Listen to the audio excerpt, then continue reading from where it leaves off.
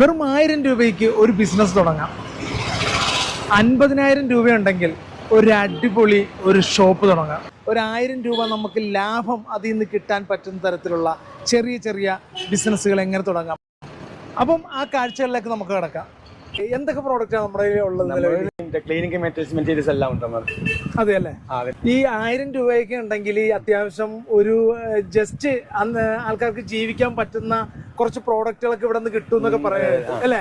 അത് എന്തൊക്കെയാണ്? 10 രൂപ വില വരുന്ന സോപ്പ് കണ്ടു, റൗണ്ട് സോപ്പ് കണ്ടല്ലേ, 10 രൂപ വരെ ഉള്ളൂ. അതെ അല്ലേ? അതൊക്കെ ഒരു 100 രൂപ. അപ്പം അങ്ങനെ നമുക്ക് അതും കൊണ്ട് ഈ അങ്ങനെ ചെയ്യുന്ന ധാരാളം പേരുണ്ട്. ഒത്തിരി പേരുണ്ടല്ലേ?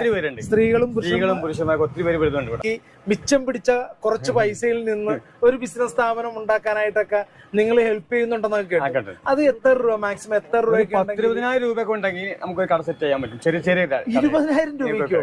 അതെ, തോതനുസരിക്കും. പിന്നെ മിനിമം 50,000 രൂപയ്ക്ക് റാക്കൊക്കെ അടിച്ച് നിങ്ങൾ തന്നെ സെറ്റ് ചെയ്ത് ഓടിക്കുകയാണ് അല്ലേ? ഒരു കടമുറി മാത്രം നിങ്ങളിലേക്ക് തന്നാൽ മതി അല്ലേ? ബാക്കി പ്രോഡക്റ്റ് ചെയ്യുന്നുണ്ട് നമ്മൾ. റാക്ക് എല്ലാ കാര്യം ആണല്ലേ?